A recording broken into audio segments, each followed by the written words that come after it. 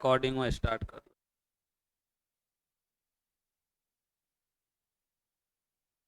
तो ध्यान दो इधर, हल्ला नहीं करो। हम लोग क्या पढ़ रहे हैं? हम लोग पढ़ रहे हैं लॉ ऑफ इंडिपेंडेंट असॉर्टमेंट पढ़ रहे हैं। तो लॉ ऑफ इंडिपेंडेंट असॉर्टमेंट में क्या है? स्वतंत्र अपव्यूहन का नियम है ना। तो ये किस आधार पर दिया? डायहाइब्रिड क्रॉस में दिया गया है। और डायहाइब्रिड क्रॉस का इसका है ना जीनोटाइपिक फिनोटाइपिक सब रेशियो लिखा हुआ है, सब रेशियो याद होगा। अब इसको स्वतंत्र अपव्यूहन का नियम जो है उसको समझते हैं। देखो यहाँ क्या सब लिखे, यहाँ राउंड येलो लिए हैं, यहाँ रिंक्ड ग्रीन लिए हैं, और दोनों में गैमिट बनाए, गैमिट बना के ये आया। F1 जनरेशन में राउंड येलो मिला। अब क्या होता है कि बोला गया है कि जो F1 जनरेशन में है बना है ये दोनों से, तो F1 जनरेशन का जब गैमिट अलग करते हैं तो उसी टाइम उसका लक्षण का पता चल जाता है। इसी को कहा जाता है लॉ ऑफ इंडिपेंडेंट असॉर्टमेंट कहा जाता है। क्योंकि यहाँ से स्वतंत्र है ना, जो इसका एलील है इससे स्वतंत्र हो गया और पता चल गया यहीं पर क्या कि इसमें कौन सा है ना कैरेक्टर होगा। अब ऐसे ही अगर मोनोहाइब्रिड की बात करें तो यहाँ पर नहीं पता चल रहा है। अब बताओ यहाँ पर पता चल रहा है कि कैपिटल टी स्मॉल टी है, कौन कैरेक्टर है, ये कौन कैरेक्टर है, पता चल रहा है। जब भी कैरेक्टर को शो किया जाएगा हमेशा पेयर में किया जाएगा। तो पेयर है यहाँ नहीं है, नहीं पता चल रहा है कि ये क्या है नहीं है, और ये क्या है नहीं है, क्योंकि अभी गैमिट के फॉर्म में। लेकिन यहाँ क्या है कि गैमिट के फॉर्म में है लेकिन पेयर में है, तो कैरेक्टर का पता चल जा रहा है। इसीलिए यहाँ पर अगर इसका नाम लिखे तो इसका क्या लिखेंगे बताओ? विरिंक्ड येलो, इसको लिखेंगे विरिंक्ड ग्रीन। तो ये हो जाता है ना। तो यहाँ पर अगर गैमिट बनाए तो इसमें गैमिट क्या क्या बन गया बताओ? इसमें गैमिट बन गया हम लोग का है ना आ, एक capital R capital Y, capital R small R capital Y, small होगा दोनों। तो अब बताओ सबका कैरेक्टर यहीं पता चल गया, इसीलिए इसको लॉ ऑफ इंडिपेंडेंट असॉर्टमेंट के नाम से जानते हैं, है ना। इतना बात याद रखना है। ठीक है, इसको इसके बारे में थोड़ा सा लिख लेते हैं, जल्दी से लिख लो। हेडिंग तो दिया है ऊपर, हैं? लिखो एक, लिखा देते हैं ऐसे कि बोल लिख दे बोर्ड पर, लिख देते हैं। लिखो, लिखो तो। अकॉर्डिंग टू दिस लॉ, लिखते जाओ जल्दी जल्दी। According to this law, when two pairs of traits, pairs of traits, pair of traits are combined, are are combined, आपस में क्या होगा मिलेगा? Combined in a hybrid, in a hybrid segregation of segregation of segregation of one pair of character is is independent independent of independent of the other pair of character, other pair of characters, other pair of characters in other pair of character is independently independently independently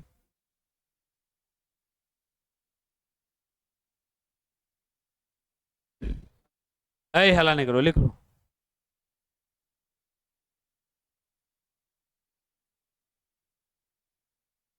जल्दी जल्दी लिखो।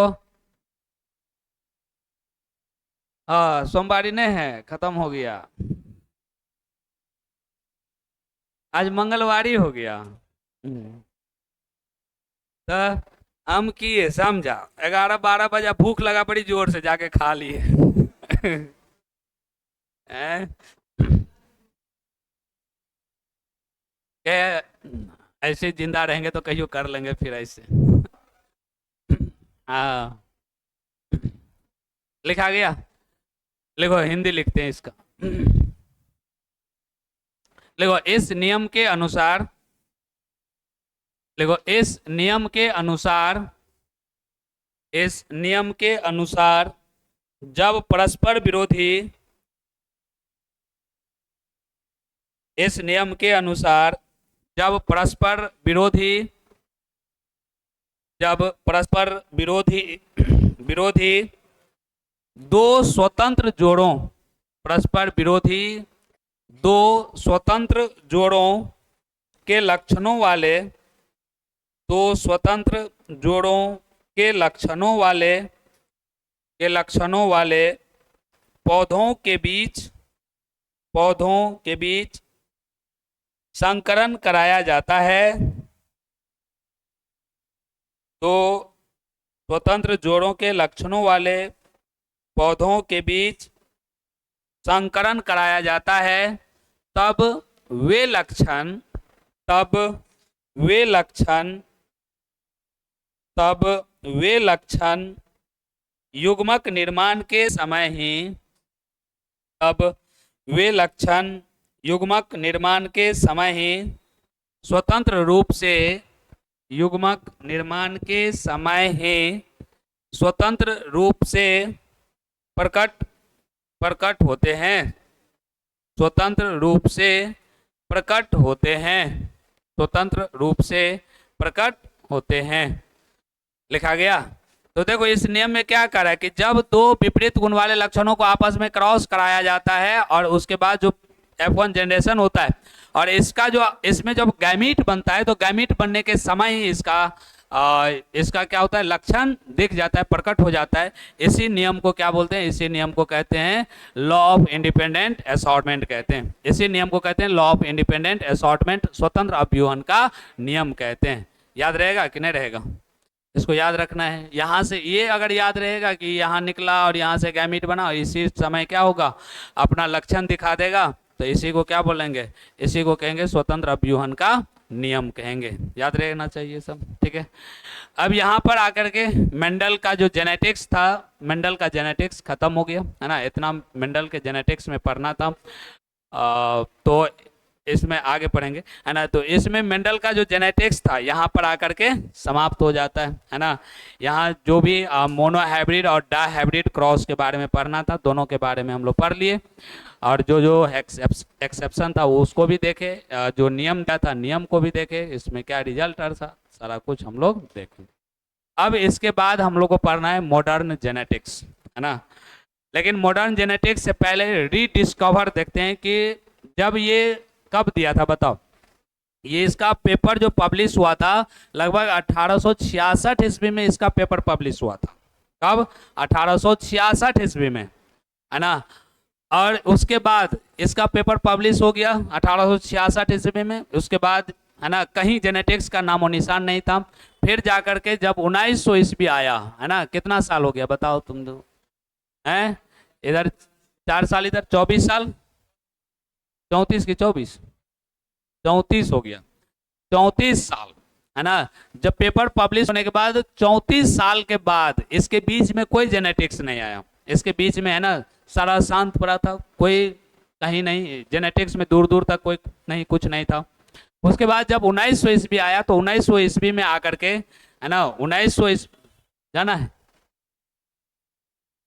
जब 1900 ईस्वी आया, 1900 ईस्वी में 3 वैज्ञानिक आया और तीनों वैज्ञानिक ने इसको रीडिस्कवर किया। मतलब ये तीनों मिल करके क्या किया था, अपना जो थ्योरी दिया था, थ्योरी को पब्लिश करना चाहता था, और पब्लिश करने के दौरान सारा कुछ देखा जाता है कि कोई इसके बारे में कुछ बताया है या नहीं बताया है ना, इसके बारे में सारा कुछ देखा जाता है, पूरा डाटा। तो डाटा देखने के बाद पता चला कि ये तो है ना 1866 ईस्वी में एक आदमी था जो सारा कुछ लिख के चला गया है। है ना। तब उसका रीडिस्कवर हुआ, फिर से उसका दिखा, है ना, खोजा गया, पेपर सारा निकाला गया, सारा कुछ देखा गया, और देखने के बाद फिर मेंडल को वहीं पर कहा गया फादर ऑफ जेनेटिक्स। 1900 ईस्वी में जाकर के उनको फादर ऑफ जेनेटिक्स कहा, है ना।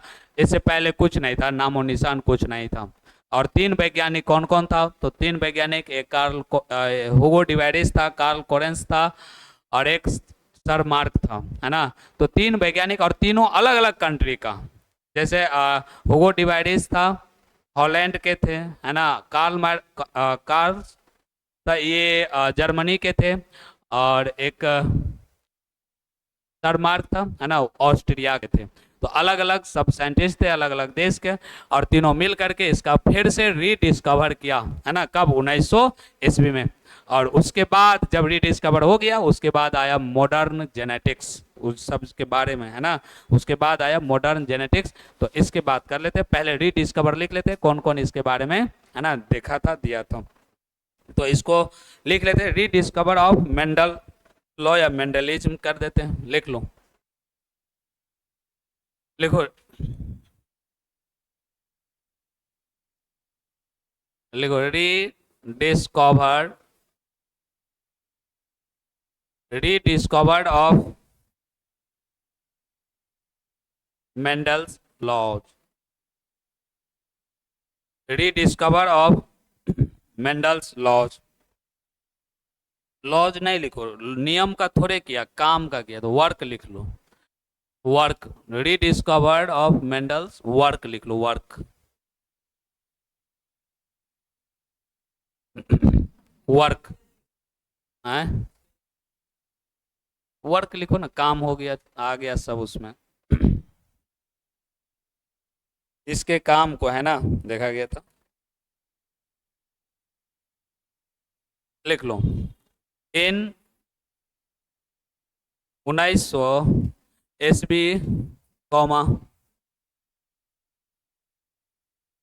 मेंडल वर्क वाच,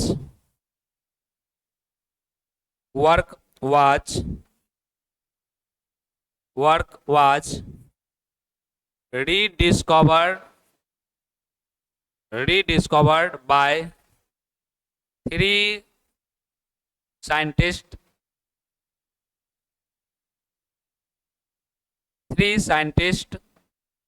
कौन कौन था, हुगो डिवाइडिस,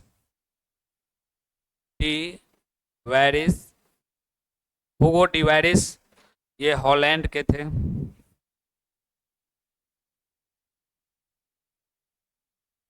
कार्ल कोरेंस,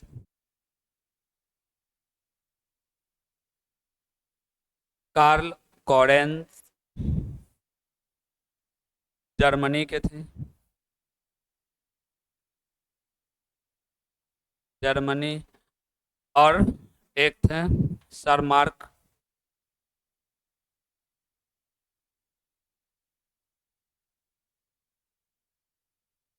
ये थे ऑस्ट्रिया के। यहाँ टी है, सर मार्क, टी साइलेंट रहता,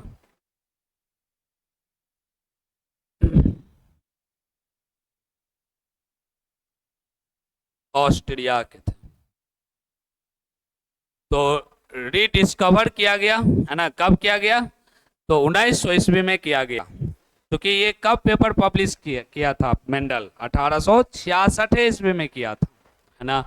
देखो 1856 से लेकर के 1863 तक पूरा एक्सपेरिमेंट किया था, और एक्सपेरिमेंट करने के बाद पेपर ऊपर लिखने में टाइम लग जाता है ना। लिखने उखने के बाद 1865-66 ईस्वी में जाके ये पेपर पब्लिश किया था, है ना। और बताए थे उसी टाइम डार्विन का भी पेपर आ गया था, है ना, नेचुरल के बारे में, नेचर के बारे में बताया था। तो इसका पेपर धीरे धीरे दब गया मेंडल का, और उसका पेपर आगे आ गया। तो इसके पेपर के बारे में कोई सोचा भी नहीं, कोई देखा भी नहीं, और इसका पेपर दब गया नीचे, है ना। और उसके बाद फिर 34 साल के बाद फिर आया ये तीनों वैज्ञानिक, कौन कौन, हुगो डिवाइडिस जो हॉलैंड के थे, कार्ल कोरेंस जो जर्मनी के थे, और सरमार्क जो ऑस्ट्रिया के थे। अब ये तीनों मिल करके ये खोज किया। अच्छा एक बात बता, तीनों कैसे मिल जाता होगा, इतना इतना दूर का लोग, एक देश से दूसर देश का कैसे मिलता होगा, है एक ही कॉलेज में होगा। होता क्या है ना कि जैसे अभी हाल फिलहाल में एगो पार्टनरे था, है ना, मेरा भाई का पार्टनर था साथ। तो वो नहीं बोले थे अथी करता है, वो अभी गया है जैसे ऑस्ट्रेलिया गया है, वही रिसर्च वाला में। तो ऑस्ट्रेलिया गया तो बताओ, इंडिया में से वो में बहुत होगा तो एगो दूगो होगा तो होगा, नहीं तो नहीं होगा। अब एगो आ जाएगा ना कि अगर पार्टनर अब वहाँ गया तो वहाँ से और कहीं दूसरा जगह से आया होगा, तो पार्टनर नहीं बन जाएगा।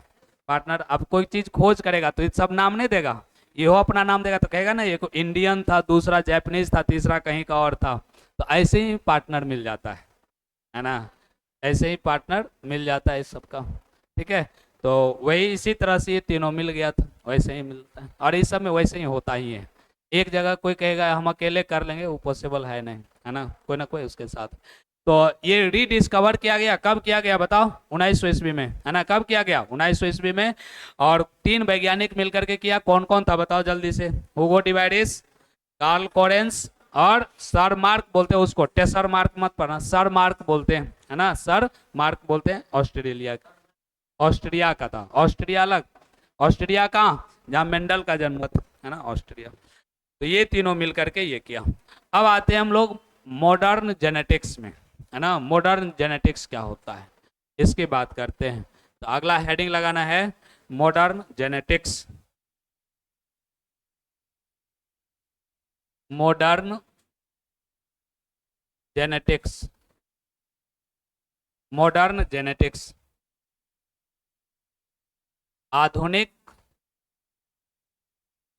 आनुवंशिकी, या आनुवंशिकता भी, आनुवंशिकी, आनुवंशिकता लिख सकते, कोई दिक्कत ना। मॉडर्न जेनेटिक्स, अब यहां से पढ़ो, हेडिंग देना है मॉडर्न जेनेटिक्स। मॉडर्न जेनेटिक्स,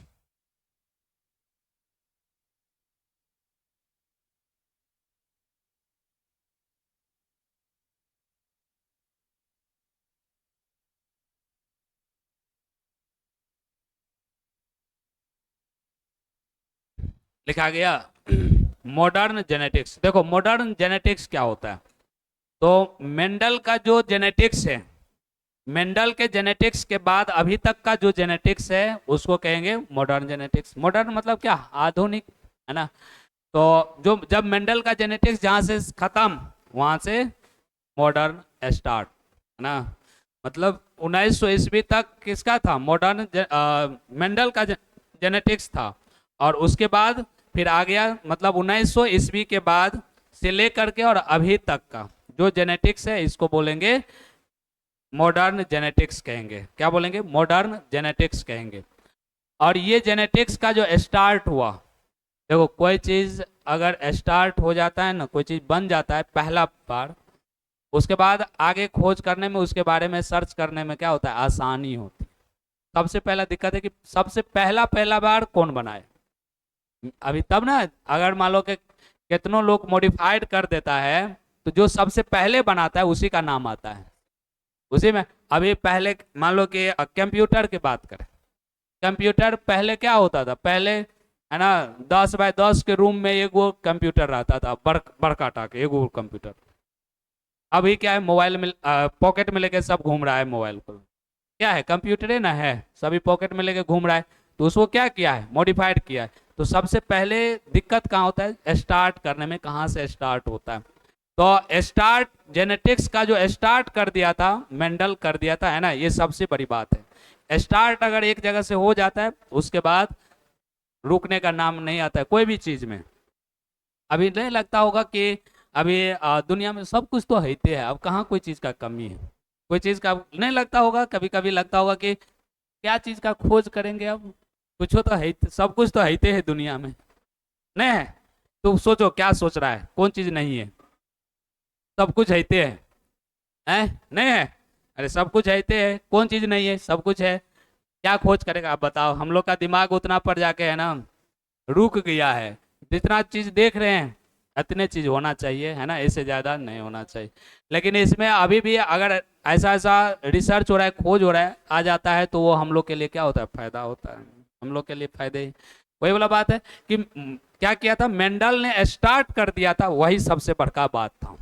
अगर वो स्टार्ट नहीं किया रहता तो ठीक है, कोई और करता, लेकिन बहुत टाइम लगता है ना, बहुत ज़्यादा टाइम लगता है। आजकल देख रहा है एक एआई आ रहा है, आर्टिफिशियल इंटेलिजेंस, है ना।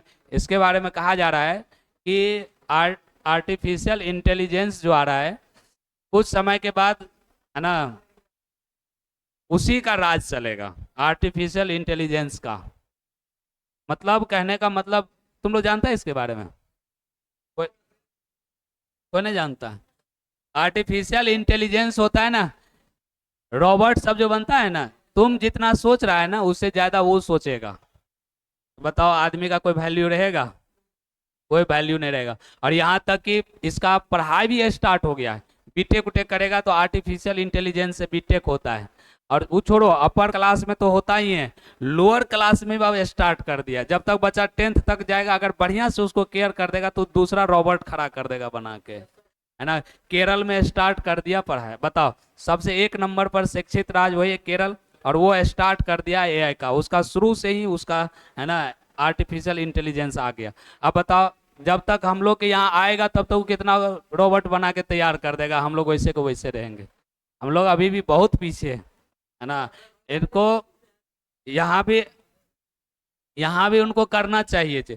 अब देखो होगा क्या ना, कि कुछ समय के बाद अगर मान लो अकेले अकेले अब खाना बनाने में दिक्कत हो रहा है, रॉबर्ट ला लेगा, वो खाना बना के देगा। क्या जरूरी है ना, कि दूसरा कोई आएगा खाना बना के फिर जाएगा? इससे अच्छा है कि रॉबर्ट बना लियो, सब दिन सब काम करेगा। तो वही कह रहा था कि आने वाला समय में ये इसका पूरा होता है ना। अभी भी देख रहे हैं ना, अभी भी सारा बेरोजगार है, इतना ज्यादा बेरोजगार है। और वो आने के बाद और ज्यादा बेरोजगार हो जाए। जिसको कोई चीज का जरूरत पड़ेगा, रॉबर्ट बना लेगा, उसमें ऐसा लगा देता है सारा कुछ कि आदमी से ज्यादा वो सोच लेता है। काहे ने उसको, अब सब्जी लाना है, उसी को भेज देगा, जाओ सब्जी लेके आओ, जाके सब्जी लेके आएगा। काहे ले दूसरा पर भरोसा करेगा, और वो लेके आएगा पूरा सब कुछ। तो अब ऐसा आने वाला है समय, है ना, बहुत चेंज होने वाला है। देखना ना, 15 से 20 साल के बाद, 15 से 20 साल के बाद देखना कि बहुत ये हो जाएगा ना, आर्टिफिशियल, जहां लोग सुनेगा आर्टिफिशियल है ना, इंटेलिजेंस, आर्टिफिशियल इंटेलिजेंस हर एक जगह। अब एक माइंड हम लोग का ऐसा सेट हो जाएगा ना कि उसके बिना कोई काम ही नहीं होगा। ऐसा आने वाला है, देखना तुम, आएगा 15-20 साल में ऐसे ही आ जाएगा, है ना। ये बहुत खतरनाक चीज है। लोग का कोई वैल्यू नहीं रह जाएगा, सब खत्म। जो करेगा वही करेगा, क्योंकि हम लोग से ज्यादा सोच लेता है वो। काहेले आदमी का कौन काम रहेगा था, बता। अब टेक्नोलॉजी है भाई, है ना। तो टेक्नोलॉजी में कुछ भी हो सकता है। अभी हम लोग जितना सोचते हैं ना, हम लोग बहुत कम, अभी कुछ नहीं सोचे। अब बताओ, मैं ये सब 1800 ईस्वी में दे के चल गया, न्यूटन अड़ी 1700 ईस्वी में लिख के चल गया। वकर वाला पढ़ाई अभी पढ़ते तो समझ में नहीं आता है, सब दिमाग से बाहर जाता है। कितना पीछे, 300-400 साल पीछे हम लोग, बहुत पीछे हैं हम लोग, है ना। वो सब इतना चीज लेके चल गया, दे के चल गया, जो हम लोग अभी तक सोचते भी नहीं है उसके बारे में। अगर पढ़ला लिखला पढ़ते हैं, वो समझ में नहीं आता है। अब समझ लो कितना पीछे। तो इतना ज्यादा पीछे है हम लोग। वही बात है, यहाँ देखो मॉडर्न जेनेटिक्स में मेंडल उस टाइम देके चल गया। और इसके बाद के, ऐ सुनो, उसके बाद वाला जो जेनेटिक्स आया इसको, और अभी तक का जो जेनेटिक्स है, मतलब 1900 ईस्वी से लेकर के और अभी तक का जो जेनेटिक्स है, इसको मॉडर्न में रखा गया। बताओ इसका मतलब क्या है? इसका मतलब इस पर कम रिसर्च हो रहा है अभी। अब बताओ 1900 ईस्वी और अभी कितना चल रहा है, कितना हो गया? मतलब 124 साल। अरे हुआ कि नहीं? ओकरो हम कहते हैं मॉडर्ने है। मॉडर्न मतलब क्या होता है? आधुनिक। ये 5-10 साल 20 साल 30 साल के बाद इसके बीच में जो हुआ वो। और ये 100 है ना, 125 साल पहले वाला को भी हम लोग क्या कहते हैं? मॉडर्न है। इसका मतलब है इसमें कहीं ना कहीं, है ना, अभी भी बहुत रिसर्च अभी भी बाकी, अभी भी चल रहा है, अभी भी लोग कर रहा है। अभी अब आगे हम लोग और पढ़ेंगे ना, जीनोम सब के बारे में पढ़ेंगे, देखना ना उस समय। मतलब ऐसा ऐसा प्रोजेक्ट बना था, 10-10 साल तक प्रोजेक्ट पर काम हुआ, लेकिन फिर भी कंप्लीट नहीं हुआ जीन के बारे में, कि कौन कौन सा जीन है, क्या है, नहीं है, किस तरह का है। तो बहुत चीज है अभी। हम लोग को ऐसे लगता है कि अभी पूरा सब कुछ तो दुनिया में है, क्या चीज की कमी है, लेकिन अभी भी बहुत बहुत चीज की कमी है ना। तो इसके बारे में लिख देखो। और ये जो स्टार्ट हुआ, देखो ये तो एकदम लो लेवल से स्टार्ट किया पूरा का पूरा शुरू से। और मॉडर्न जो जेनेटिक्स स्टार्ट हुआ है ना, वो स्टार्ट हुआ एक लॉ है, जैसे बताए थे मेंडल जब स्टार्ट किया था जेनेटिक्स, उसमें पहला लॉ क्या था? लॉ ऑफ इनहेरिटेंस था। पूछता है कई बार कि कौन ऐसा नियम था जिस नियम के शुरू से, है ना, जिस नियम से मेंडल ने अपना एक्सपेरिमेंट स्टार्ट किया, कौन ऐसा लॉ है? तो लॉ ऑफ इनहेरिटेंस याद रखना है। और वैसे ही मॉडर्न जेनेटिक्स जो है, मॉडर्न जेनेटिक्स में एक नियम है क्रोमोजोमल थ्योरी ऑफ इनहेरिटेंस, यहीं से इसका ये स्टार्ट होता है। Chromosomal theory of inheritance, chromosomal theory of inheritance, यहां से स्टार्ट होता है कौन? Modern genetics. अगर मेंडल का जेनेटिक्स पूछे तो मेंडल का जेनेटिक्स सीधे लॉ ऑफ इनहेरिटेंस। और मॉडर्न जेनेटिक्स कहां से स्टार्ट होता है? तो क्रोमोजोमल थ्योरी ऑफ इनहेरिटेंस से। यहां से इसका थ्योरी कहते हैं, मॉडर्न जेनेटिक्स जो होता है यहां से क्या स्टार्ट हुआ है। ठीक है, तो अब बताओ, अब इसका मतलब है कि क्रोमोसोम के बारे में सारा कुछ के बारे में पता होगा तब तो स्टार्ट किया, तभी ना स्टार्ट किया। इसका मतलब है इससे पहले सारा कुछ जो मेंडल का जेनेटिक्स था उसमें सारा बात बताया गया था, जीन के बारे में, फैक्टर के बारे में, एलील, सब सारा कुछ उन्होंने बता दिया था, तब ना एक के बार यहाँ चल गया। अब मान लो कि यहाँ से स्टार्ट कर दिया और जीन के बारे में पता नहीं था, तो कैसे स्टार्ट कर लेता? नहीं कर पाता, है ना। तो फिर शुरू से उसको करना पड़ता कि जीन पर क्या है, नहीं है, किस तरह का काम कर रहा है, वहां से उसको स्टार्ट करना। तो सहूलियत मिला कि नहीं मिला? कि वहां से मिला, फिर आगे बढ़ा। ठीक है, तो यहाँ से इसका स्टार्ट होता है। थोड़ा सा लिख लेते हैं ना इसके बारे में, मॉडर्न जेनेटिक्स, उसके बाद फिर क्रोमोजोमल थ्योरी ऑफ इनहेरिटेंस पढ़ना है ना। अभी तो खाली नाम लिखे, इसको पढ़ना है, एक एक करके लाइन बाय लाइन पढ़ेंगे, इसको बहुत सारा पॉइंट है इसमें। तो पहले हेडिंग दिया है मॉडर्न जेनेटिक्स, लिखो, इसमें लिखाते हैं, लिख लो इसको, लिखो, द वर्क ऑन जेनेटिक्स, किस पर काम किया? जेनेटिक्स पर,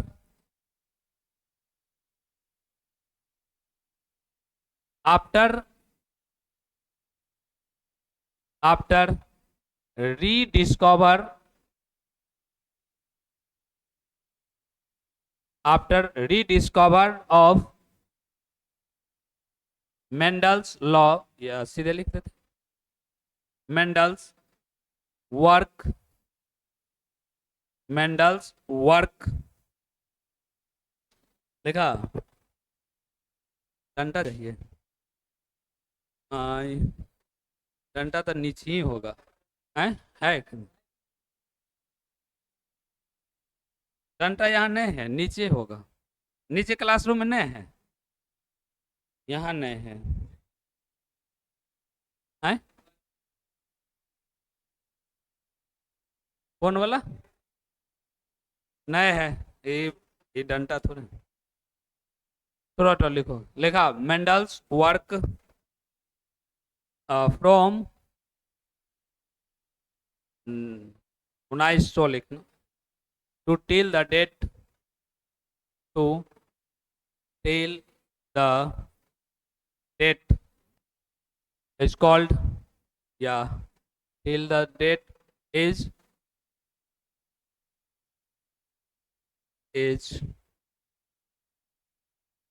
कहाँ? डंडा नहीं है इसमें, देख लीजिए, खोज लीजिए, is collectively is collectively called modern genetics, modern genetics। तो 1900 ईस्वी से लेकर के, और टिल द डेट का मतलब अभी तक, 1900 ईस्वी से लेकर के और अभी तक जो जेनेटिक्स का है ना खोज किया गया, इसको क्या बोलते हैं? मॉडर्न जेनेटिक्स कहते हैं। पैराग्राफ चेंज करके लिख लेना, लिखो मॉडर्न जेनेटिक्स, मॉडर्न जेनेटिक्स एस्टार्टोम, क्रोमोजोमल या क्रोमोसोम लिखते हैं, chromosome and there and their chromosome and their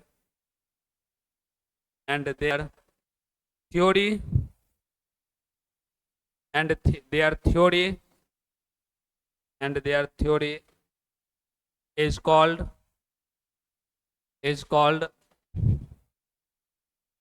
chromosome and their theory is called chromosomal theory of inheritance, chromosomal theory of inheritance.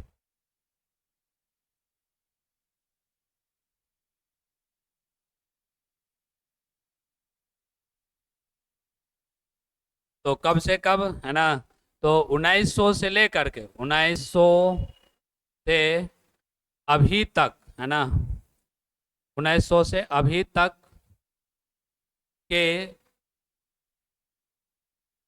Genetics को क्या बोलते हैं बताओ?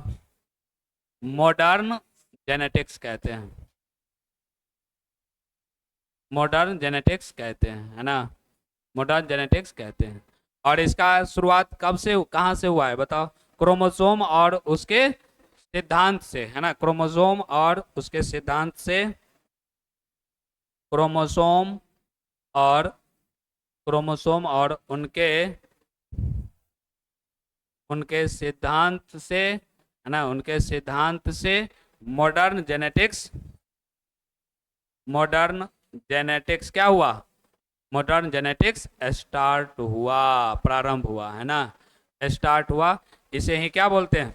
इसे ही कहते हैं क्रोमोजोमल थ्योरी ऑफ इनहेरिटेंस कहते हैं। बात समझा? इसे ही क्या बोलते हैं? क्रोमोजोमल थ्योरी ऑफ इनहेरिटेंस कहते हैं। तो याद रखना है कि मॉडर्न जेनेटिक्स जब भी आए, इसका मतलब है कि 1900 ईस्वी के बाद वाला आया होगा, 1900 ईस्वी के बाद वाला आया। और इसको कहाँ से ये स्टार्ट हुआ? तो ये स्टार्ट हुआ है क्रोमोसोम और उनके सिद्धांत से, जिस सिद्धांत को बोलते हैं क्रोमोजोमल थ्योरी ऑफ इनहेरिटेंस कहते हैं, जिसको क्या बोलते हैं? क्रोमोजोमल थ्योरी ऑफ इनहेरिटेंस कहते हैं, यहां से स्टार्ट हुआ। तो अब बात उठता है कि ये होता क्या है भाई? क्रोमोजोमल थ्योरी ऑफ इनहेरिटेंस होता क्या है ना, क्या होता है इसके बारे में अब हम लोग पढ़ते हैं, ठीक है? तो हेडिंग देना है अभी तक, ऐसे ना लिखते हैं, वो गलती लिखल है, ऐसे लिखते हैं अभी तक, ऐसे लिखते हैं। अच्छा लिख लो हटा। लिखा गया। तो अब हम लोग पढ़ते हैं कि क्रोमोजोमल थ्योरी ऑफ इनहेरिटेंस होता क्या है, क्रोमोजोमल थ्योरी ऑफ इनहेरिटेंस क्या होता है, कौन इसके बारे में बताया था, इस सब की बात हम लोग करते हैं। तो अगला हेडिंग लगाना है chromosomal theory of inheritance.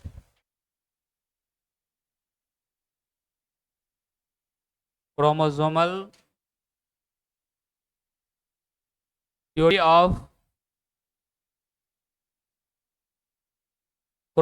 Theory of inheritance.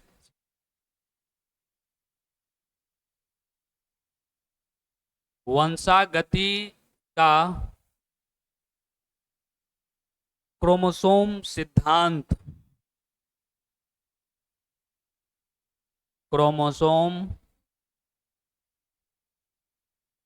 सिद्धांत, वंशागति का क्रोमोसोम सिद्धांत, वंशागति का क्रोमोसोम सिद्धांत। ए लड़का मार तो पैर नीचा कर, रे पैर नीचा कर बैठ। हमरो तो सुते के मन है तो कहाँ सुतल है? क्रोमोसोमल थ्योरी ऑफ इनहेरिटेंस, है ना, इसके बारे में पढ़ते हैं। अब बताओ ये कब से स्टार्ट हुआ है? 1900 ईस्वी के बाद से, है ना, 1900 ईस्वी के बाद से ये स्टार्ट हुआ है। जल्दी से लिखो इसको।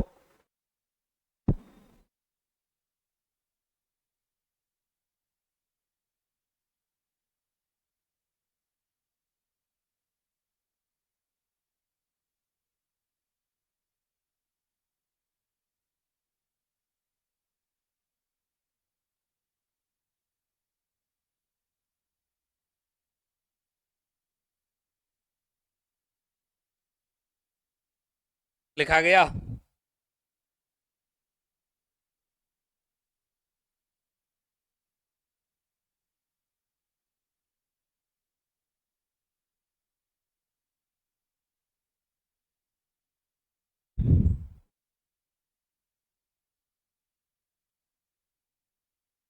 हो गया। देखो इसको पढ़ते हैं, इसको पढ़ लेते हैं। देखो ध्यान दो इधर। देखो ये क्या है, इसका नाम क्या है, देखो नाम से पता चलेगा। देखो क्या नाम है, chromosomal theory of inheritance. Hindi में बोलते हैं वंशागति का लिखना, इको हटाओ, अब तो और खराब लग रहा है। वंशागति का क्रोमोसोम सिद्धांत, है ना। तो देखो नाम से पता चल रहा है, देखो क्या लिखा हुआ है, वंशागति का क्रोमोसोम सिद्धांत। वंशागति मतलब बताए थे, क्या बताए थे, कोई बताएगा? वंशागति मतलब एक वंश से दूसरे वंश में जो कैरेक्टर जा रहा है, यही क्या कहलाता है, वंशागति। अरे नाम है वंशागति, मतलब वंश जोड़ गति, वंशागति। अब एक जनरेशन से दूसरा जनरेशन में जो है ना कैरेक्टर जा रहा है, गुण जा रहा है, वही क्या कहलाता है, वंशागति कहलाता है। वो क्या कहलाएगा, वंशागति कहलाता है। अब वंशागति में एक जनरेशन से दूसरा जनरेशन से जो जाएगा, तो जाएगा कौन, क्रोमोसोम। कौन जाता है, क्रोमोसोम। और क्रोमोसोम के ऊपर में कौन रहता है, जीन। कौन रहता है, जीन। तो इसी सिद्धांत को कहा गया है ना क्रोमोजोमल थ्योरी ऑफ इनहेरिटेंस। देखो नाम से पता चल रहा है कि एक जनरेशन से दूसरा जनरेशन में जो क्रोमोसोम के साथ साथ जीन का कैरेक्टर जाता है। और ये कब जाता है, तो ये जाएगा कब, जब गैमीट का फॉर्मेशन होगा, गैमीट का निर्माण होगा और फर्टिलाइजेशन जब होगा, उसी टाइम न जाता है। गैमीट के निर्माण या फर्टिलाइजेशन के समय ही क्या होगा, एक जनरेशन से दूसरा जनरेशन में जो कैरेक्टर है वो कैरेक्टर जाएगा। जब गैमीट बनेगा तो आधा बना, और उसके बाद जब फर्टिलाइजेशन होगा तो दोनों मिल करके बना लेगा अगला। तो अगला जनरेशन जो बनेगा तो वही ना फर्टिलाइजेशन के समय क्या होगा, ट्रांसमिटेड होगा, किसका, जीन का या क्रोमोसोम का बोलेंगे, क्रोमोसोम का वहीं पर क्या होता है, ट्रांसमिटेड होता है, स्थानांतरण होता है। तो एक पीढ़ी से दूसरे पीढ़ी में जो कैरेक्टर जाता है वही कहलाता है वंशागति। और किसके द्वारा जाएगा, तो ये जाता है क्रोमोसोम के द्वारा जाता है। किसके द्वारा, क्रोमोसोम के द्वारा जाता है। इसीलिए इसका नाम पड़ा है वंशागति का क्रोमोसोम सिद्धांत।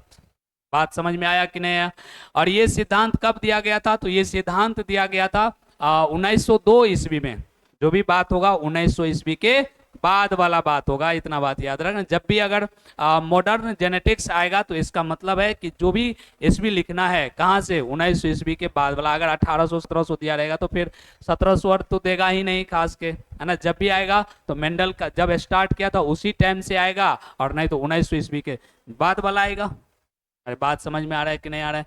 तो ये 1902 ईस्वी में स्टार्ट किया, ये सिद्धांत दिया था। तो सिद्धांत को देने वाला कौन है, तो एक वाल्टर और दूसरा सटन है ना। वाल्टन और सटर, इन्होंने क्या किया था, नाम दिया था, सिद्धांत दिया था। वाल्टन है ना, वाल्टन सटर वही ना, दूगो था, कौन था, थियोडर, नहीं गड़बड़ हो गया, थियोडर बोवेरी था और वाल्टर सटन एक ही नाम है। थियोडर बोवेरी और वाल्टर सटन, है ना, ये अलग अलग वैज्ञानिक है। थियोडर बोवेरी और एक है वाल्टर सटन, ये दो वैज्ञानिक मिल करके कब दिया था, 1902 ईस्वी में ये सिद्धांत दिया था। और सिद्धांत में क्या कहा था, तो सिद्धांत में कहा था कि एक पीढ़ी से दूसरा पीढ़ी में जो कैरेक्टर जाता है वो किसके द्वारा जाएगा, क्रोमोसोम के द्वारा जाएगा। और कब जाता है, तो जब गैमीट बन जाता है उसी टाइम डिफाइंड हो जाता है कि ये कैरेक्टर जाएगा, या नहीं तो कह सकते हैं कि जब फर्टिलाइजेशन होता है उस टाइम ये कैरेक्टर चला जाता है। इतना बात समझ। तो इसी सिद्धांत को कहा गया क्या, वंशागति का क्रोमोसोम सिद्धांत। अब इतना ही पर आकर नहीं रुका, इसके बाद और बहुत सारा साइंटिस्ट आया, है ना, और उसके बाद इसको और विस्तार किया। अब क्या क्या विस्तार किया, सब एक एक करके बात करेंगे। पहले इसके बारे में हम लोग एक दो लाइन लिख लेते हैं, उसके बाद फिर आगे हम लोग बात। समझ में आया हम क्या बोले हैं? तो इसके बारे में पहले लिख लो थोड़ा सा, उसके बाद आगे बढ़ेंगे। लिखो, this theory was proposed by proposed by proposed by Walter Sutton, ये एक ही को नाम है ना, Walter Sutton and Theodor Boveri, Walter Sutton and Theodor Boveri in 1902, 1902 ईस्वी में, है ना, 1902 ईस्वी में वाल्टर सटन और थियोडर बोवेरी क्या किया था, इस सिद्धांत को प्रतिपादित किया था, दिया था। इस सिद्धांत में क्या करें, लिख लेते हैं, अकॉर्डिंग अकॉर्डिंग टू दिस सिद्धांत,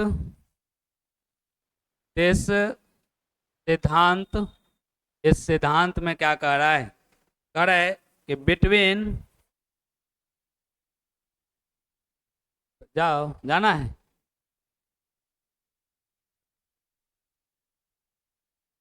between between the transmission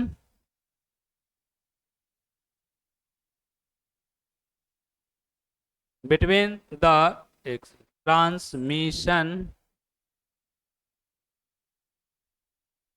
transmission ऐसे लिखते हैं, between the transmission Mendelian heredity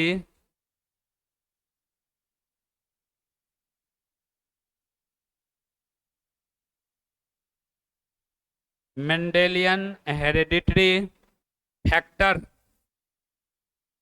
जिसको फैक्टर को क्या बोलते हैं अभी, जीन कहते हैं, अभी इसको जीन कहा जाता है, लेकिन मेंडल क्या नाम दिया था, फैक्टर, है ना, एंड द है?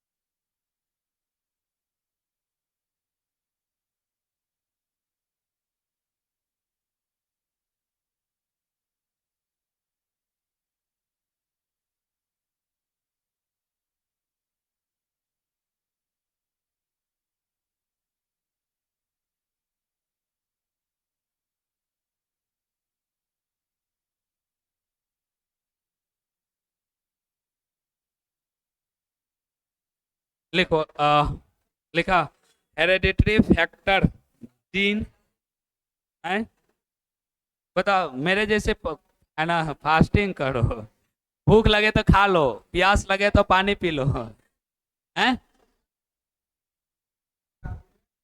अरे देखो, हमको आज तक ये नहीं समझ में आया, हम बहुत लोग से पूछे भी कि कहाँ लिखल है, कौन सा बुक में कहाँ लिखल है कि भूखे पूजा पाठ करना, दिखाओ, कोई नहीं बताया अभी तक हमको, हैं? कोई भी ग्रंथ में रहना चाहिए ना कि भूखे रह के पूजा करो। अब इस पर हम बोले लगेंगे तो 3 घंटा बोलेंगे तो यो नहीं खत्म होगा, छोड़ो इसको, है ना, इसीलिए अरे पूजा करना है, हाँ, सब कोई पूजा कर रहे हैं, सवेरे उठ के नहा धो के पूजा कर लो, खा पी लो, मस्ती से रहो। अब एक दिन बताओ, अब एक दिन फास्टिंग करेंगे और 3 दिन सुतल रहेंगे, तो ये तो फिर गड़बड़ बात है, ये गड़बड़ बात है कि नहीं, सवेरे उठ के पूजा कर लो, खा पी उसके बाद खा पी लो, लिखे फैक्टर या जीन, उसके आगे लिखना and the during gamete, and the during gamete formation and gamete formation and fertilization, fertilization,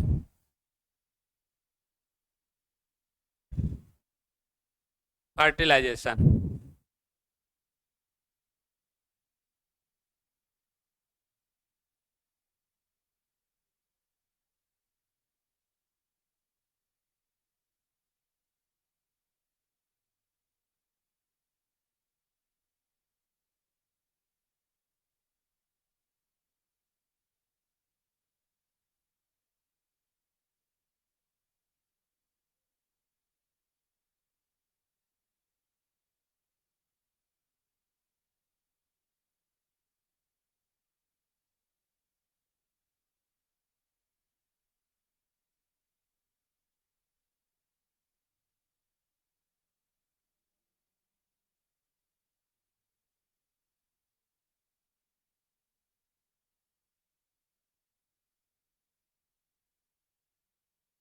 लिखा गया।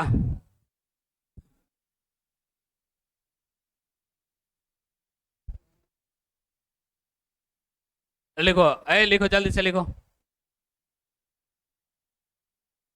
हिंदी इसका छोड़ देते, इसका खाली लिखा देते। इसमें लिखल है कि वाल्टर सटन और थियोडर बोवेरी ने इस नियम को क्या किया, इस थ्योरी को प्रतिपादित किया। लिखो, काहे एक लाइन छोड़ेगा, लिख लो, हटाओ। लिखो, वाल्टर सटन और थियोडर बोवेरी ने, वाल्टर सटन, अब नाम है तो नाम का तो नाम नहीं लिखेगा, वाल्टर सटन और थियोडर बोवेरी ने 1902 ईस्वी में, वाल्टर सटन और थियोडर बोवेरी, वाल्टर सटन और थियोडर बोवेरी ने 1902 ईस्वी में इस सिद्धांत का प्रतिपादन किया, इस सिद्धांत का प्रतिपादन किया। इस सिद्धांत का मतलब कौन सिद्धांत बताओ, अरे बोलो। इस सिद्धांत का मतलब क्रोमोजोमल थ्योरी ऑफ इनहेरिटेंस। इस सिद्धांत का मतलब यही ना हम लोग पढ़ रहे हैं, इसीलिए यहां लिख दिए नीचे इस सिद्धांत। आप पैराग्राफ चेंज करके लिखो, लिखो इस नियम के अनुसार, पैराग्राफ चेंज करके, इस नियम के अनुसार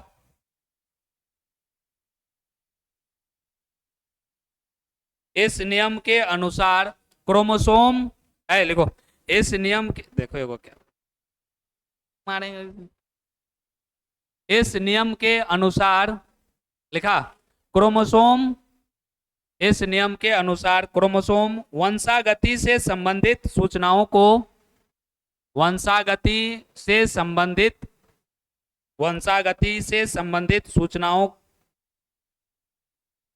के, लिखना, सूचनाओं के वाहक होते हैं, सूचनाओं के वाहक होते हैं, सूचनाओं के वाहक होते हैं, जो जो युग्मक निर्माण, जो युग्मक निर्माण एवं निषेचन, जो युग्मक निर्माण एवं निषेचन के दौरान, जो युग्मक निर्माण एवं निषेचन के दौरान, निषेचन के दौरान, निषेचन के दौरान, लिखा, निषेचन के दौरान क्रोमोसोम एक पीढ़ी से दूसरे पीढ़ी में गमन करता है या स्थानांतरित होता है, एक पीढ़ी से दूसरे पीढ़ी में स्थानांतरित होता है, एक पीढ़ी से दूसरे पीढ़ी में स्थानांतरित होता है।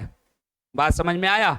तो ये गैमिट के निर्माण के समय या फिर फर्टिलाइजेशन के समय क्या होता है, जो क्रोमोसोम है और उस पर जो जीन है उसको एक, है ना, एक पीढ़ी से दूसरे पीढ़ी में क्या करेगा, स्थानांतरित करता है। यही सिद्धांत क्या कहलाता है, क्रोमोसोमल थ्योरी ऑफ इनहेरिटेंस, यही कहलाता है।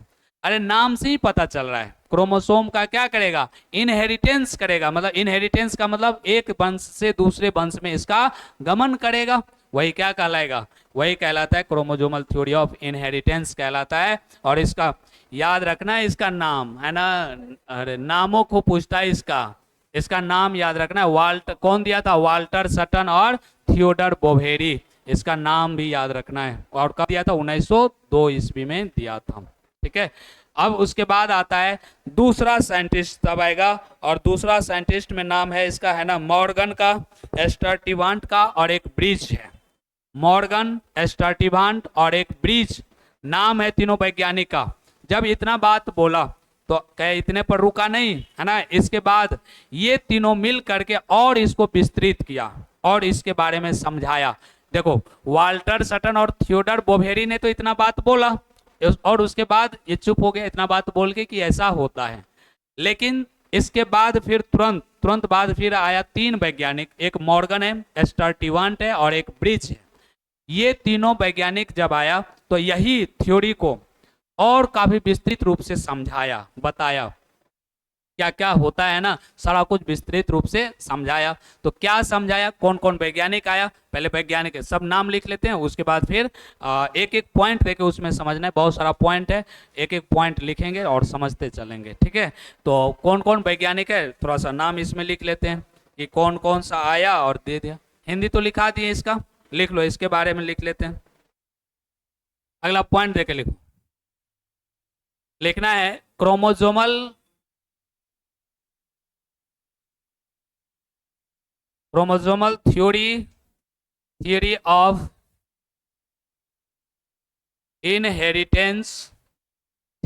inheritance was also proposed and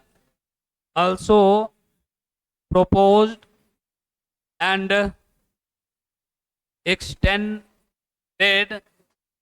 किया है ना, फैलाया, extended by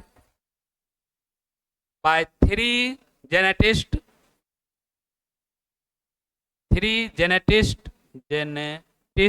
ठीक है, जेनेटिस्ट दे वेयर, और वे लोग कौन कौन है? दे वेयर मॉर्गन नाम सुना है? कहाँ? हाँ, तो क्या क्या कौन था वो?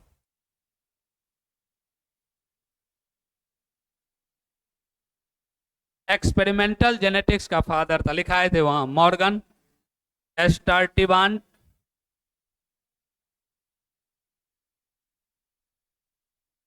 एस्टर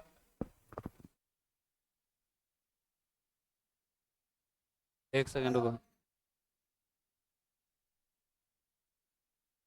रुको, इसका स्पेलिंग थोड़ा सा, एस्टार्टिवांट एंड ब्रिज,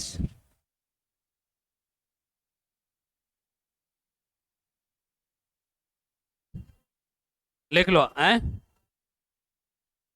क्या बोल रहे? हाँ, हैं, पहले कौन बोले थे? हाँ, मेरा कैंसिल हो गया, सर बोले हैं। अच्छा, हम बात कर लेंगे, चलो पहले लिखो। तो तुम लोग को मैथ नहीं ना पढ़ना है? हाँ, तो अभी बायोलॉजी का तैयारी करते रहो ना, तो हम बात कर लेंगे, सर से बोल लेंगे। देखते, मॉर्गन एस्टार्टिवांट एंड ब्रिज, आज बोले हैं सर, सैटरडे को, संडे को, तो तुम लोग को नहीं बोलना चाहिए कि सर बोले हैं बायो का टेस्ट होगा, हैं? बाद में होगा, अच्छा बात करेंगे। अच्छा लिखो, chromosomal theory of inheritance was also proposed and extended by three geneticist, they were Morgan Sturtevant and Bridge. ये ब्रिज पुल वाला ब्रिज नहीं है, नाम है ब्रिज, है ना, ये वैज्ञानिक का नाम है ब्रिज, और एस्टार्टिवांट और मॉर्गन, ये तीनों मिल करके इस थ्योरी को फिर से क्या किया, प्रतिपादित किया और इसको विस्तृत किया। एक्सटेंडेड का मतलब फैलाया, है ना, इसको क्या किया, विकसित किया। ठीक है, पैराग्राफ चेंज करके लिख लेते हैं, क्या क्या क्या विकसित किया इसके बारे में लिखना है, पैराग्राफ चेंज करके लिख लेना, ठीक है। लिखो, द फॉलोइंग, लिखो, the following are the main features of this theory, main features of this theory, इसका क्या क्या विशेषता है इस थ्योरी का, है ना, इस थ्योरी की विशेषता पढ़ेंगे अब। तो क्या क्या विशेषता है, पहला नंबर लिखना है, इसका विशेषता पढ़ रहे हैं तो पहला नंबर लिखेंगे। अब देखो, अब आ गया किसका, अब आ गया मॉर्गन। देखो, इससे पहले जो लिखे थे, है ना, तो इससे पहले वाला था किसका, वाल्टर सटन और थियोडर बोवेरी का। अरे बात समझ में आ रहा है हम क्या बोल रहे हैं? इससे पहले जो लिखाए थे, इससे पहले ये पॉइंट से पहले जो पढ़े थे हम लोग, वो किसका सिद्धांत था, वो सिद्धांत था वाल्टर सटन और थियोडर बोवेरी का। लेकिन अब जो आ रहा है, अब आ रहा है मॉर्गन एस्टार्टिवांट एंड ब्रिज, दोनों क्रोमोसोमल थ्योरी ऑफ इनहेरिटेंस के बारे में बताया है, लेकिन वो थोड़ा कम बताया था, थोड़ा कम क्या, बहुत कम था उसका, बस एक लाइन स्टेटमेंट एक था बस। लेकिन इसके बारे में ये तीनों क्या किया, विस्तृत रूप से इसके बारे में बताया। है ना, तीनों इसके बारे में विस्तृत रूप से बताया। अब क्या क्या बताया है, तो इसमें वही बात लिखे, इसका निम्नलिखित विशेषता है, क्या क्या विशेषता है, तो पहला बात लिखते हैं, है ना, पहला, तो पहला बताओ, तुम ही लोग बताओ, क्रोमोसोम कहाँ रहता है, क्रोमोसोम कहाँ रहता है, क्रोमोसोम कहाँ रहता है, हैं, क्रोमोसोम कहाँ रहता है, अरे न्यूक्लियस के अंदर रहता है, चल, न्यूक्लियस के अंदर रहता है, इसीलिए क्या होता है, एक जनरेशन से दूसरा जनरेशन में जाने में इसको क्या होता है, आसानी होती है। लिखो पहला point, nucleus contain, nucleus contain chromosome, chromosome, therefore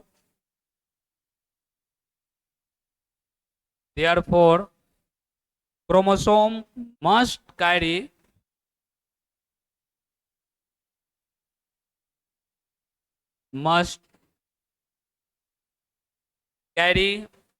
the hereditary trait, the hereditary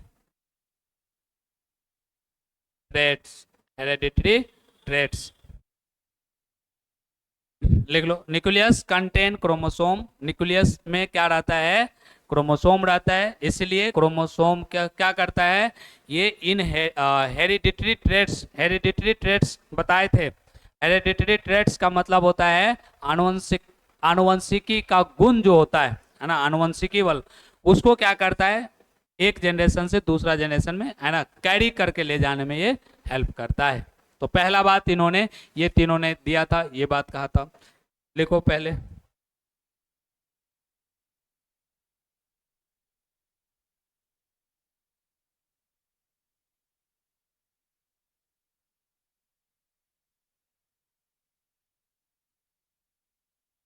लिखा गया, हिंदी लिख लो पहला पॉइंट जल्दी से, लिखो, केंद्रक में क्रोमोसोम रहता है, केंद्रक में क्रोमोसोम रहता है, केंद्रक में क्रोमोसोम रहता है, लिखा रहता है, इसलिए क्रोमोसोम, इसलिए क्रोमोसोम, इसलिए क्रोमोसोम आनुवंशिक गुण को कैरी करता है, इसलिए क्रोमोसोम आनुवंशिक गुण को कैरी करता है, इसलिए क्रोमोसोम आनुवंशिक गुण को कैरी करता है, कैरी मतलब ढोता है, ले जाता है, कैरी करता है, लिखा गया, ये पहला पॉइंट था। दूसरा पॉइंट क्या कहता है कि जो ऑफ स्प्रिंग होता है, ऑफ स्प्रिंग में, है ना, ऑफ स्प्रिंग में आधा कैरेक्टर जाता है उनके, है ना, आधा जाता है मेल से और आधा फीमेल से, आधा में कोई भी ऑफ स्प्रिंग है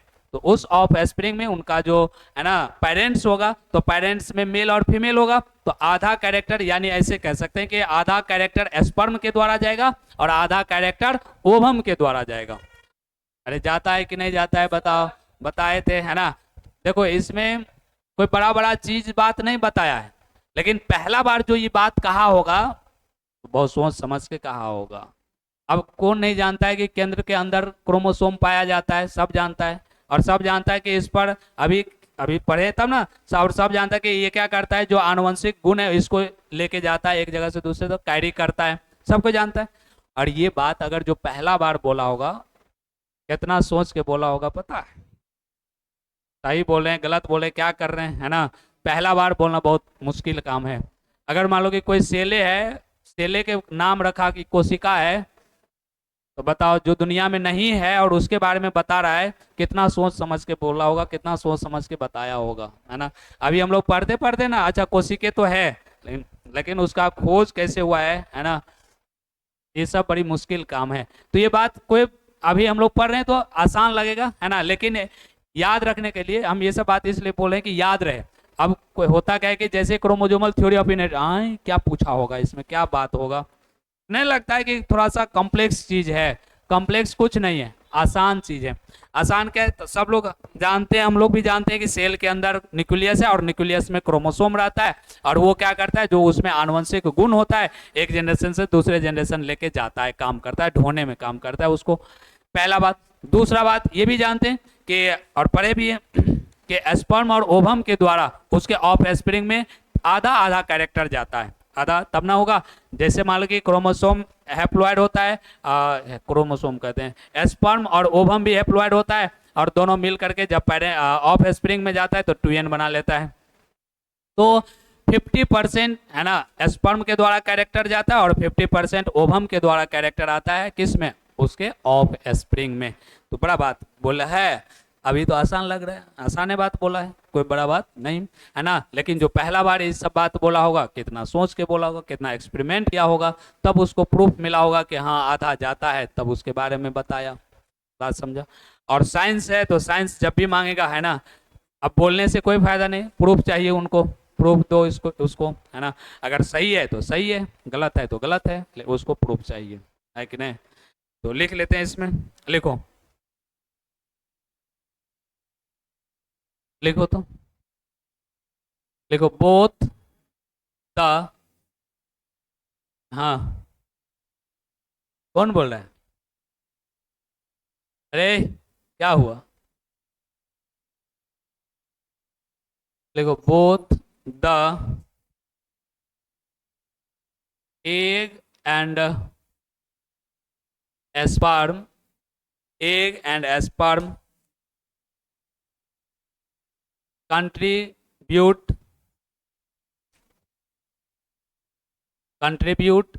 equally in the heredity of, in the heredity of, hereditary लिखते हैं, hereditary of स्प्रिंग, हेरेडिटरी सीधे लिख लो, offspring, hereditary of spring.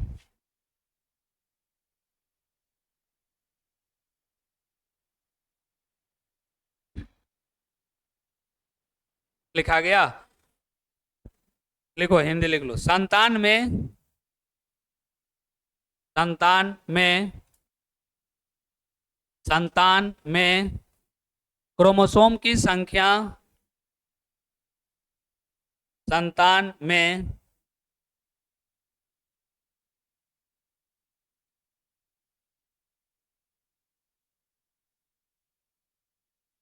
देखा, संतान में क्रोमोसोम की संख्या, क्रोमोसोम की संख्या अंडाणु और शुक्राणु से, अंडाणु और शुक्राणु से समान मात्रा में जाता है, अंडाणु और शुक्राणु से समान मात्रा में जाता है। अरे समान है ना, जाता है जितना जाता है ना स्पर्म से, उतना ही ओवम से जाएगा, समान मात्रा में जाता है, यही बात इसमें बोला गया। अब तीसरा बात है, एक बात बताओ कि कभी भी क्रोमोसोम जो होता है, कभी भी क्रोमोसोम आपस में मिलता है क्या, घुल मिल जाता है, कभी भी, कभी भी नहीं देखेगा। अभी हम लोग इससे पहले जो मेंडल का भी जेनेटिक्स पढ़े, मोनोहाइब्रिड भी पढ़े, डाइहाइब्रिड भी पढ़े, कहीं पर देखा कि मिक्स कर गया, दोनों आपस में घुल मिल गया, कभी नहीं घुलता है। देखा था हम लोग कैरेक्टर जब पढ़े थे, कैपिटल टी स्मॉल टी जब बना था पेरेंट से, तो यहाँ भी ये अलग से था, है ना, दोनों कैरेक्टर में ये यहाँ पर दोनों कैरेक्टर है, टॉल का भी और ड्वार्फ का भी, लेकिन ये आपस में कहेगा घुल मिल जाएगा, मिक्स हो जाएगा, मिक्स नहीं होता है, सब अपन अपन, ये भी अपना कैरेक्टर रख ले और ये भी अपना कैरेक्टर रख ले। इसका तो मजबूरी है कि बड़का के पास है तो हम चुपचाप बैठल रहे, बड़का जो कर रहा है बड़का को करने दे, मजबूरी है इसके पास, है ना। और जब भी इनको मौका मिलता है, F2 जनरेशन में मौका मिलता है, अलग होकर के बनाता है कि नहीं बनाता, वो अपना कैरेक्टर शो कर लेता है। कभी मिक्स हुआ, मिक्स नहीं होता है ना, कभी भी ये आपस में मिक्स नहीं होता है। सबसे बड़ा चीज है इसका, है ना, याद रखना इसको, कि कोई भी क्रोमोसोम है आपस में कभी घुलता नहीं है, मिक्स नहीं होता है। इसीलिए ना इसको व्यवहार का इकाई कहा जाता है। क्या कहा जाता है, व्यवहार का इकाई कहा जाता है ना, इसलिए इसको व्यवहार का इकाई कहा जाता है। लिख लेते हैं, लिखो तो, लिखो, है हला नहीं करो, लिखो चुपचाप, देखो the chromosome, The chromosome, the chromosome retain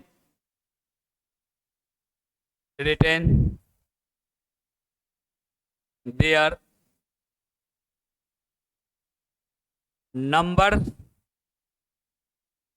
structure and individually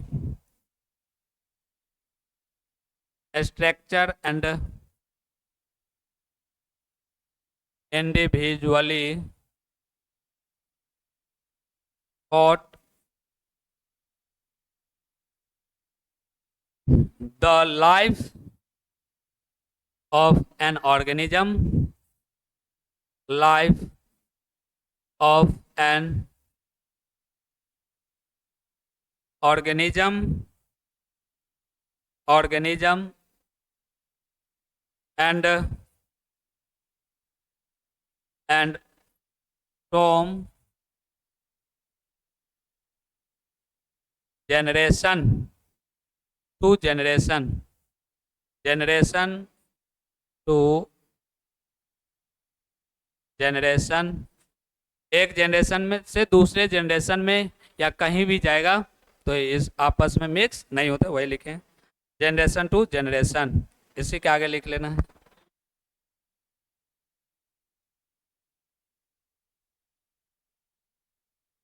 neither get lost nor mix, ये आपस में कभी मिक्स नहीं होता है, mixed up. They behave as unit, they behave as unit, इसलिए इसको व्यवहार का इकाई कहा जाता है।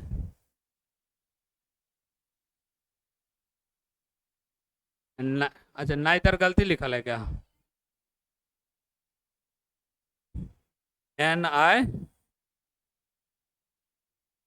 NIGH, जी नहीं होता है जी, ऐसे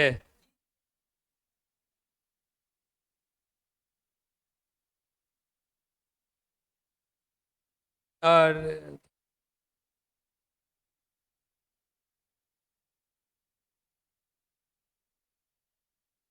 THER, अरे तरीके नाइदर इतना देर में लिखाया।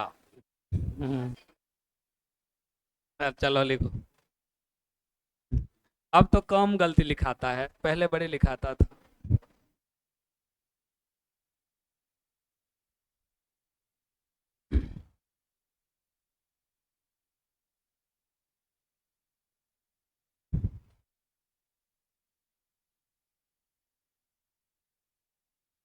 कितना स्पेलिंग याद कर ले, कुछ कुछ गलती लिखाइए जाता है, क्या करेगा।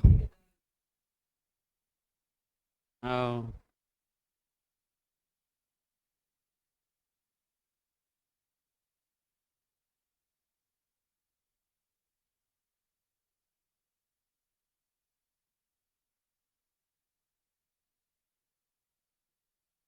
हो गया, लिखो इसका हिंदी भी लिखा देते हैं। अच्छा लो रुकते हैं, लेकिन जल्दी जल्दी लिखो, बहुत सारा पॉइंट है, ये सब पॉइंट लिखा देते हैं। लिखो, अब हमको लगता है लिख लिया होगा। लिखो, किसी भी जीव में क्रोमोसोम की संख्या, हिंदी लिखो, किसी भी जीव में क्रोमोसोम की संख्या शुरू से अंत तक, क्रोमोसोम की संख्या शुरू से अंत तक या एक पीढ़ी से दूसरे पीढ़ी में, या एक पीढ़ी से दूसरे पीढ़ी में, लिखा, शुरू से अंत तक या एक पीढ़ी से दूसरे पीढ़ी में जाने के बाद भी क्रोमोसोम सुरक्षित रहता है। एक पीढ़ी से दूसरे पीढ़ी में जाने के बाद भी क्रोमोसोम सुरक्षित रहता है, क्रोमोसोम सुरक्षित रहता है। लिखा, क्रोमोसोम सुरक्षित रहता है। उसी में लिखना, यह कभी भी मिक्स नहीं होता है। मिक्स मतलब घुल मिल नहीं जाता है। इंग्लिश से लिख लो, कन्ने लिखल है। मिक्स नहीं होता है, कभी भी मिक्सचर ने लिख लो, मिक्स नहीं होता है। इसलिए इसे व्यवहार का इकाई कहते हैं। इसलिए इसे व्यवहार का इकाई कहते हैं। व्यवहार का इकाई कहते हैं।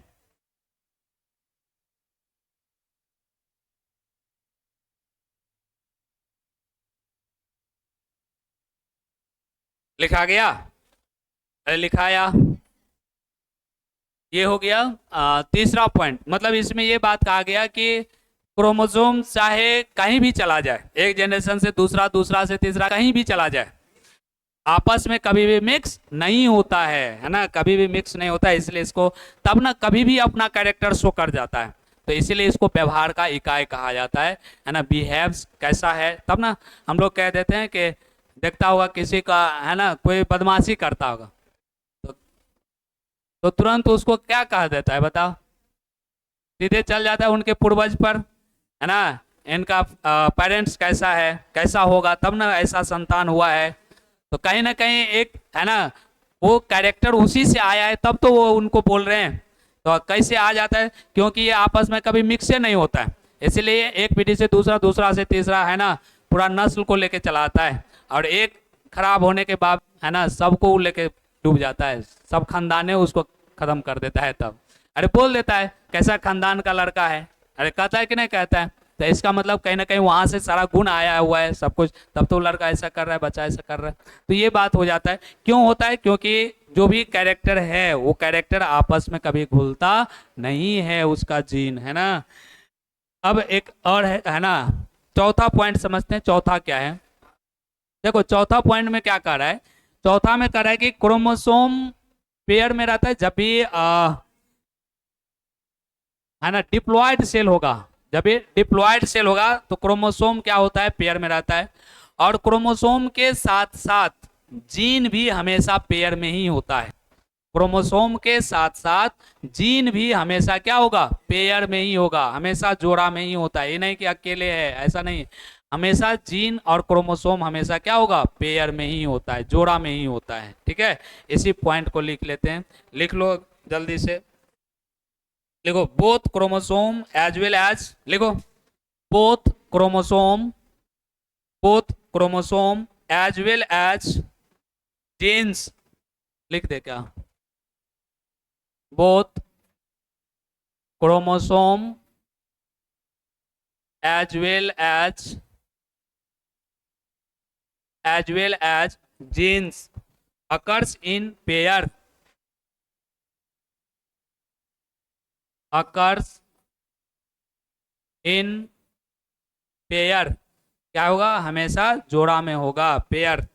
इन the somatic cell, in the somatic cell, इसमें सोमैटिक सेल में होता है, या फिर इसी को एक और नाम से हम लोग जान सकते हैं, डिप्लॉयड सेल। सेल कर दो या डिप्लॉयड सेल कर दो, डिप्लॉयड सेल। जर्म सेल में नहीं बोल सकते हैं। क्यों नहीं बोल सकते? क्योंकि उसमें मियोसिस सेल डिवीजन होता है, और मियोसिस सेल डिवीजन होने के कारण आधा हो जाता है। तो आधा पेयर में कैसे होगा बताओ? अब 23 क्रोमोसोम है, तो 23 क्रोमोसोम पेयर में कैसे रहेगा? रहेगा कभी? कभी नहीं रहेगा। इसीलिए जर्म सेल नहीं बोल करके सोमैटिक सेल बोलते हैं, या फिर डिप्लॉयड सेल लिख दिए तो और अच्छा है। डिप्लॉयड मतलब द्विगुणित कोशिका, याद रहेगा। लिखा गया? लिखो, हिंदी लिख लो। लिखो क्रोमोसोम के साथ साथ जीन भी, क्रोमोसोम के साथ साथ जीन भी द्विगुणित कोशिका में, जोड़ा में होता है। क्रोमोसोम के साथ साथ, क्रोमोसोम के साथ साथ जीन भी द्विगुणित कोशिकाओं में, जीन भी द्विगुणित कोशिकाओं में द्विगुणित कोशिकाओं में जोड़ा में होता है, जोड़ा में होता है।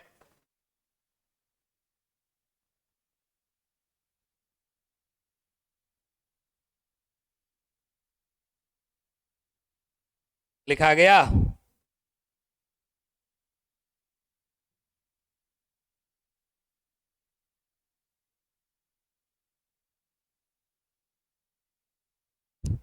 लिखा।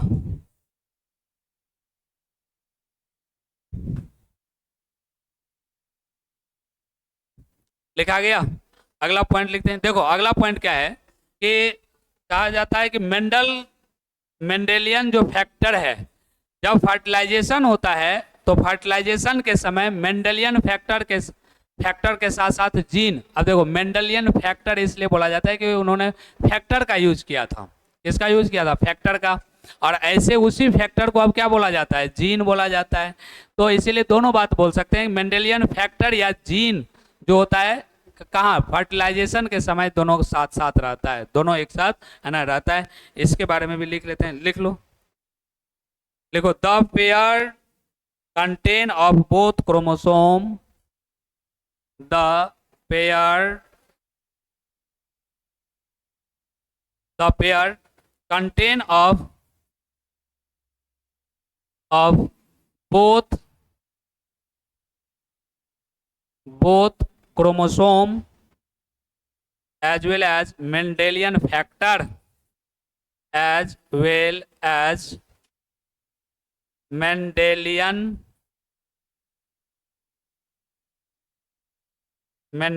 factor. Mendelian factor is restored during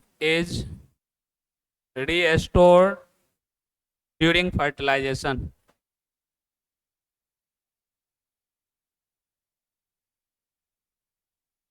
During fertilization.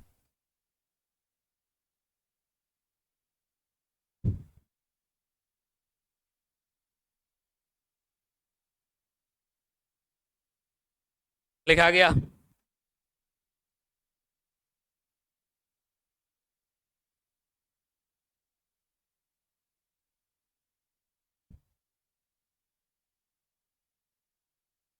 चला और नहीं देखे हैं। लिखा गया।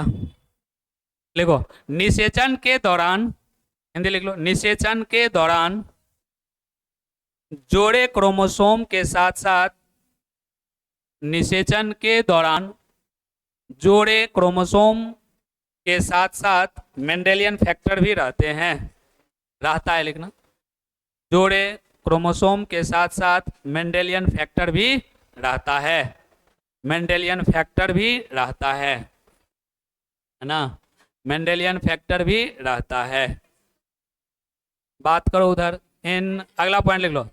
इन many organism, in many organism, कई जीवों में, comma, sex of individual is determined by is determined by a specific chromosome, by a specific chromosome. क्या बोलते हैं उसको बताओ? सेक्स क्रोमोसोम कहते हैं ना, स्पेसिफिक क्रोमोसोम कॉल्ड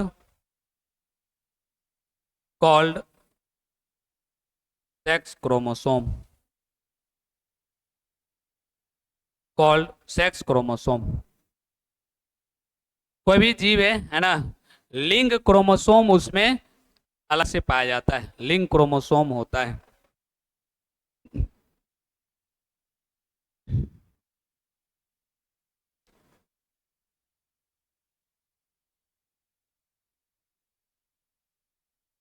लिखा गया।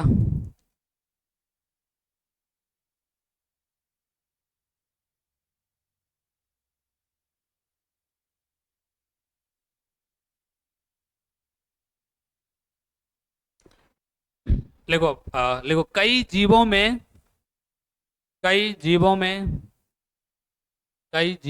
मेनी ऑर्गेनिज्म है, कई जीवों में कॉमा संतानों में संतानों में लिंग निर्धारण के लिए लिंग निर्धारण के लिए कई जीवों में कॉमा संतानों में लिंग निर्धारण के लिए एक विशेष प्रकार का क्रोमोसोम पाया जाता है, एक विशेष प्रकार का क्रोमोसोम पाया जाता है जिसे लिंग क्रोमोसोम कहते हैं, जिसे लिंग क्रोमोसोम कहते हैं, जिसे लिंग क्रोमोसोम कहते हैं। लिखा गया, लिंग क्रोमोसोम कहते हैं। देखो यहाँ क्या करना है ना, एक फिगर है होगा, फिगर नंबर लिख देते हैं हम, खाली फिगर नंबर होगा 5.8 है भैया, 5.8 फिगर नंबर से बना लेना, ठीक है। फिगर नंबर खोजना 5वां चैप्टर, या जिनका नया बुक होगा उसमें 4.8 होगा, है ना।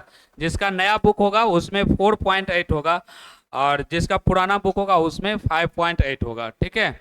तो यहाँ पर ये एक स्ट्रक्चर होगा, वो स्ट्रक्चर क्या करना, बना लेना, छोटा सा है, ठीक है। तो ये था, हाँ यही बोलो, ये है ना क्रोमोजोमल थ्योरी का, ये क्रोमोजोमल थ्योरी था, सिद्धांत था। तो इस बात को है ना याद रखना, इसको पढ़ना, पूछ देता है VVI पूछ देता है कि क्रोमोजोमल सिद्धांत का विशेषता क्या क्या है। तो 5-6 पॉइंट लिखे, 6 पॉइंट को लिख देना है, ठीक है।